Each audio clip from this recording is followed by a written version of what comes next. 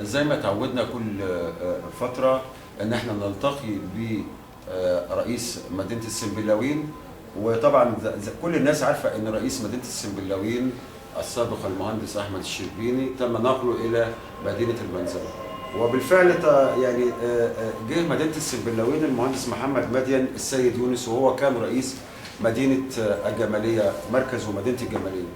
المهندس محمد مدين له طموح وأحلام يحقق فيها أحلام وطموحات أبناء مدينة السنبلاوين. شرفتنا على شاشات مباشر منديس وموقع مباشر منديس. يا أهلا وسهلا بكم كل أهل السنبلاوين وكل الناس المحترمة في السنبلاوين. الله يخليك. باشمهندس، أنا نزلت السنبلاوين ولفيت السنبلاوين قبل ما أمسك.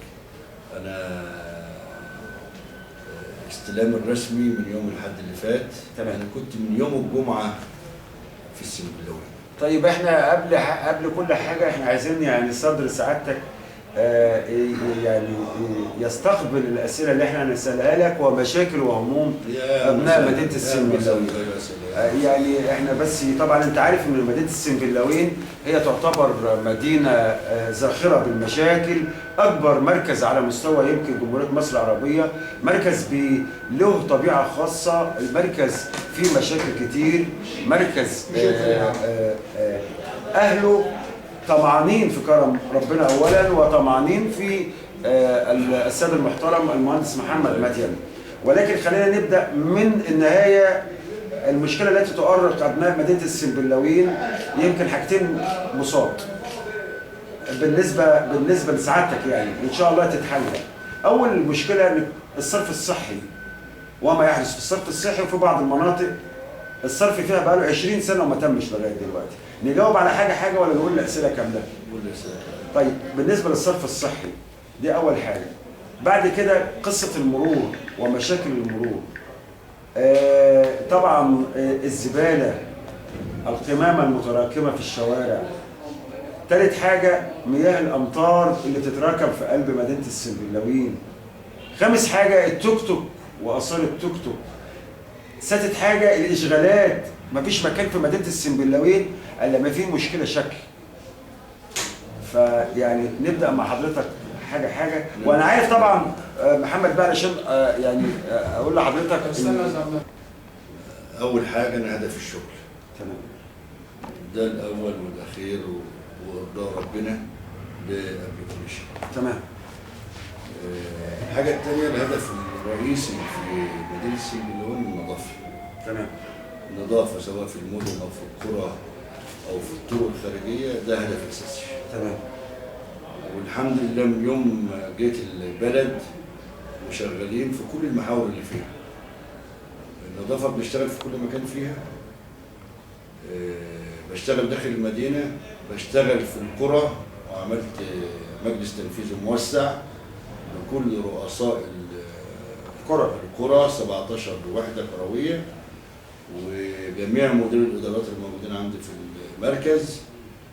وجدت كله تعليمات مشددة. أول حاجة خدمة المواطن. تمام. خدمة المواطن من كل النواحي وأولها النظافة. تمام. نبهت على كل مسؤول وحدة قروية إن هو مسؤول مسؤولية كاملة عن كل حاجة تخص القرية. تمام. زي ما أنا مسؤول مسؤولية كاملة عنه وعن المدينة وعن كل الناس اللي شغالة، هو مسؤول عن الناس اللي عندها، ومسؤول عن كل المنشآت الحكومية اللي داخلها، ومسؤول عن النظافة داخل الوحدة القروية في كل المدينة القرية الأم اللي عنده والتوابع عليها. تمام. في حكاية النظافة وفي حكاية تنظيف الطرق والمداخل المادية للوحدة القروية أو أي قرية عنده. ده مسؤولية كاملة. وأنا بالمرور يوميا أقل شيء عندي 3 وحدات قروية بروحها الصبح. أنا ببدأ اليوم بتاعي من الساعة 7 الصبح. بطلع على الجراج والنظافة وطلوع المعدات، بندي الخطة أنا والنائب والمساعد ومدير النظافة. بإذن الله النهارده عندنا 1 2 3 4 تنفذ بإذن الله. خطة كل يوم. يوميا. تمام. تبقى من بالليل مدروسة ويوميا بننفذ. تمام. 1 2 3 4. تمام. النهارده على سبيل المثال شفناك وانت في قلب تبص هتلاقي الاتش، هي كل الموضوع تخش في بعضها لان هي كلها متكامله. تمام. انت اتكلمت عن الامطار، اه يمكن انت جيت لو نقف في مدخل المنصوره، اه بنعمل مواسير الامطار لما اتقال ان في المكان ده بيتجمع. في تجمع امطار رهيب، بتعمل له عمليه صرف صحي للناحيه الثانيه. وعلى ما اعتقد ان هو ممكن يخلص النهارده. تمام. والناس شغاله وكانت بتوصل النهارده. شفناها وصورناها وشغاله من يوم ما جيت احنا شغالين فيها. تمام. كده دي مياه الامطار. ده مياه الامطار. ده بالنسبه هل على مستوى والتجمعات اللي موجوده، هل على مستوى مدينه السنبلاوين؟ والتجمعات اللي موجوده من اول ما جيت اديتهم تعليمات للحمل كل المقاطير الخاصه بالصرف الصحي تعمل لها صيانه وتبقى جاهزه. تمام. كل المقاطير الخاصه بالصرف الصحي تعمل لها صيانه وتبقى واقفه جاهزه على عقبه الاستعداد. ده حاله طوارئ عادي بالنسبه للمقاطير اللي موجوده. المقاطير تستخدم في المدينه وتستخدم في الوحدات القرويه. تمام. النظافه الحمد لله شغالين على كل المستويات. انا كل يوم تقريبا ليا طريق خارجي بره المدينه، وليا جزء كده داخل المدينه حمل. تمام. داخل المدينه طبعا لازم اعتني اول حاجه بداخل المدينه، وبعد كده بخش الاحياء بتاعت المدينه. تمام. طب مش ممكن نشتغل على عده محاور؟ بتخش بتشتغل في كله، بتشتغل في كله. تمام. خدت انا المرور يوم، وخدت الاداره، وخدت شارع الطياره بالاحياء اللي جنبه. دخلنا في كذا مكان. باذن الله يعني اللي جاي احسن وافضل. احنا لسه بنرتب البيت كله بنرتبه. ولكن ابناء مدينه السنبلاوين يحسوا بتغيير، وتغيير شامل. يحسوا ممكن يحسن دلوقتي بيه. تمام. ده بالنسبه للنظافه، النظافه دي هي الاساس. كلمنا حد وانت سعادتك موجود قال في جوه في البلد، في عزبة صقر، وفي ما اعرفش فين في ارض الطياره او مكان الطياره اللي رحتها وكانت نظيفه ومفيش فيها مشاكل. تمام. وانا بمر الاحياء كل يوم، كل حي برضه وانا نازل. النهارده على سبيل المثال اللي هو الطريق بتاعتي الجريدر مشي وخد الجريدر. الجرار اللي انت قلت لي في التجمعات، انا رحت اما انت سبتني لفيت لقيت اللودر والجرار داخلين من نفسهم من غير مطلب. مدخل اللي هو مدخل من غير مطلب نهائي، اللي هو على الشط. ايوه. وعنفتهم ان هو استنى لغايه الساعه 11:30 ما شافش. هم قالوا احنا بنلف الدوره بتاعتنا وبنيجي في الوقت ده. بس هو مكان تجمع بقاله مثلا فتره يا محمد بيه. يعني هو كان الجمعه هنا السبت مش واخدين على الشغل. طيب ليه التجمع القمامه على ترعه الهويه؟ التجمعات ديت احنا دلوقتي انا في طريق اللي انا بعمل صناديق. وتبقى جوه الصناديق حتى لو اتملى الصندوق يبقى ما فيش حاجه بره. واحنا عندنا مصنع قمامه. عندنا قمامه واحنا شغالين كل مصنع تدوير قمامه موجود، وكل القمامه بتطلع عليه. تمام. هي الموضوع عمليه وقت وعمليه ترتيب، بس الوضع احسن. تمام. حاليا الوضع احسن. انت تبص تلاقي في جماعات شغاله في شوارع بتشيل اتربه. ووراها بعد الاتربه عمليه غسيل. وبعد قبل الغسيل في عمليه تقليب شجر شغال. تمام. بعد كده في عمليه الغسيل. بعد كده يبقى في عمليه دهان. تبص تلاقي الشارع ارتقى. تمام. باذن الله برضه في حته برضه في الحسبان انا مكلف بيها سياده المساعد عندي. على فكره انا عندي نائب محترم، مساعد داخل المدينه محترم، مساعد الشؤون القرويه محترم. تمام. ناس شغاله وبتحب الشغل. تمام. مفيش حاجه بتتكلف بيها بتشتغل. انا كلفت المساعد اللي هو الحفر يحط لها شويه على اساس نصلح من الوضع بتاع البلد. يعني الانقاذ ممكن انقاذه باذن الله. لازم نشتغل في كل الاتجاهات. بالنسبه للاشغالات احنا شغالين، وجت حمله من يوم الاربعاء اللي فات، واشتغلت شركه اكشاك متحركه مخالفه بدون رخص. اكشاك متحركه حجم كبير بتشد بعربيه تروح يوقفوها في اماكن بتعمل اعاقه للمرور. الشارد يمكن 3-4 اكشاك اتشالوا، وفي حملات جايه لسه من المرافق وهنشتغل عليها كلها باذن الله لغايه ما نشيل كل الغطاء. نعمل لها دراسه ان احنا نعمل لهم زي اكشاك او محلات او تجمع. ده في النيه موجوده. تمام. بالنسبه للصرف الصحي انا كلمت المهندسه وفاء، مهندسه محترمه وشغاله ومفيش حاجه بتطلب منها لما تعملها. تمام. هي ادرى بالمشاكل اللي موجوده في المحطات احسن مني. فباذن الله بندرس الموضوع على اساس نشوف ايه اللي ممكن يتعمل ونعرض. بالنسبه التكدس المروري التكدس والتكاتك اللي مش مترخصه. والله التكاتك اللي مش مترخصه ديت انا اشوف لها مع السيد مدير المرور، اشوف ازاي نجبر التكاتك ان هي تترخص. طيب او نعمل حملات عليها. احنا بالنسبه عشان ما نطلعش من بره المرور يعني احنا رحنا شفنا مشاكل الدنيا وزحام رهيب يعني. مرور السنبلاوين، وحده مرور السنبلاوين المكان ضيق خالص واخده تمال امديد. المفروض ياخد مكان اكبر من كده ويبقى له وضع احسن من كده. طبعا. واحنا المكان ضيق والمبنى قديم والمبنى فيه عاوز حاجات كتيره تتعمل فيه.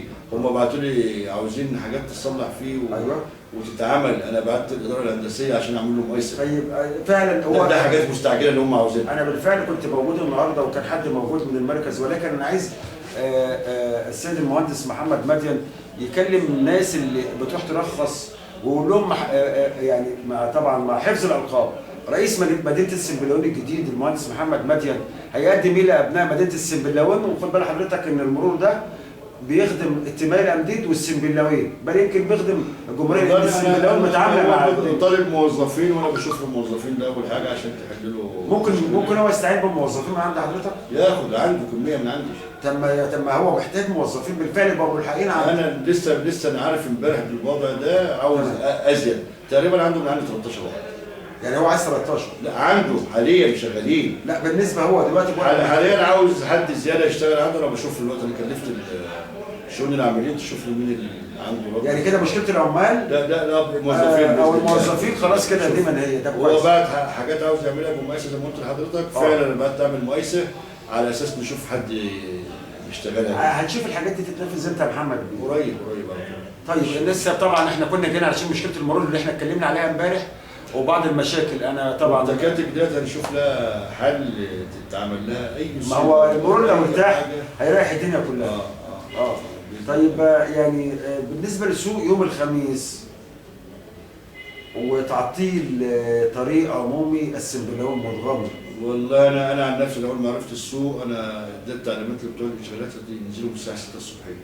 تمام. يحافظوا على المسار بتاع السيارات. تمام. وده هيتعمل كل اسبوع وهيكون بشكل افضل في الاسابيع اللي جايه. طيب يعني طبعا مدينه السنبلاوين اعتقد ان احنا مش عايزين يعني نثقل على كاهل المهندس محمد مدين، وهو اعلم الناس بمشاكل السنبلاوين، ولكن كل اللي احنا عايزينه ان احنا نلتقي بسعادتك على اساس ان انت نسمع من حضرتك. في مشكلتين مهمين وملحين. اول حاجه ودي مشكله يعني اللي انا كلمت حضرتك عليها الصبحيه، مزلقان بدندة. وده كان المزلقان ده هو علشان الناس تفتح وتطلع لمساكنها او تروح غيطانها بين الغيط وبين البيت متر. المزلقان ده لو اتقفل وجاي له ترخيص من ضمن المزلقانات اللي تم ترخيصها بالفعل، ولكن هم عملوا بتاع ترانيس ومش عايزين يعملوا بتاع ده. برضه انا على حد معلوماتي في المزلقانات اللي بتتفتح وتتقفل، لا ده هو واخد ترخيص. حتى لو واخد ترخيص ده بتبقى من السكه الحديد. السكه الحديد قالت احنا ما عندناش مانع، ولكن هو عايزه اجراءات من مجلس المدينه. كنت كلمت المهندس احمد الشربيني. انا اشوفه واشوف الوضع بتاع المزلقان دي. اصل احنا اتكلمنا في القصه دي وقالوا احنا قفلناه. هو ده مش حل. مين اللي قفله؟ المساعد بتاع حضرتك او المساعد اللي قبل الاستاذ سيد. سيد. ما يقدرش يقفل المزلقان. لا هو قفله. قال لك لما يجي له ما اعرفش ايه ويتعمل له مزلقان قانوني وكلام من ده. يعني يتعمل له زي عرضه تطلع وتفتح او حاجه. ولكن هو جاي له بالفعل السكه الحديد عايزه اجراءات جواب استعجال من مجلس المدينه. اشوف اتابع تمام. المزلقان اتابع فيه باذن الله. طيب بالنسبه لبعض القرى اللي تابعه لسعادتك زي قريه الحجيزه. انا في الزيارات واي حد عنده مشكله بيعرض عليه. تمام. وانا قاعد معاه. تمام. وبقول له تعمل 1 2 3. طيب انا مش انا قلت فيها رصف وشغال. عمليه الرصف في الخطه الاستثماريه كلها شغاله. وانا في طريقي ان اشغل الكره ديت هي اللي تشغل النظافه فيها بعد عن الجمعيات. يعني اختار ما عادش دلوقتي قاعد مقاولين ونظام. انا شغال ذاتي باذن الله. تمام. بعمالي بعمالي بمعداتي. تمام. باذن الله. اللي متوفر هشغل بيه. يعني ده اللي انا قاعد له حاليا. طيب يعني مدينه السنبلاوين وابناء مدينه السنبلاوين اللي بيشوفوا المهندس محمد مدين وعلى صفحات مباشر منديس، ولنا متابعين طبعا مدينه السنبلاوين كامله يا جماعه بتشوف مباشر منديس، والحمد الحمد لله لله في الشارع من الساعه 7 الصبحيه. لا يعني سعادتك توجه لهم رساله عبر الموقع عندنا وعبر والله اهل السعوديه ناس طيبه ساعدوني. انا عاوز صناديق قمامه، عاوز براميل احطها في الشوارع، ما يبقاش فيه كيس مرمي في الشارع. يعني هم اللي يجيبوا البراميل؟ يساعدونا. امال ايه؟ يساعدوا هو تجمع، ده مجتمع مدني يشارك في كل حاجه. تمام. يشارك في كل حاجه. بس عندهم يعني انت سعادتك محمد مدين بيدي اهالي السنبلاوين امل؟ الامل في ربنا كبير، وفي الناس وفي كل اللي شغالين كبير. في تحسن لو انت نزلت هتلاقي في تحسن ملحوظ باذن الله. طيب اعضاء مجلس الشعب اللي شافهم النهارده وبداوا بالفعل شغل، هل في خطه تعاون بين سعادتك وبين اعضاء مجلس والله الشعب؟ انا تعرفت عليهم وكان تقريبا هو كان تعرف؟ يوم لا هو كان يوم واحد نجاح بمجلس الشعب وعمليه نقل. يعني كلها جت في يوم واحد. فيمكن انا اتعرفت على حد، على اللي هو احمد العوضي في الشارع وانا ماشي يوم الجمعه اللي فاتت، و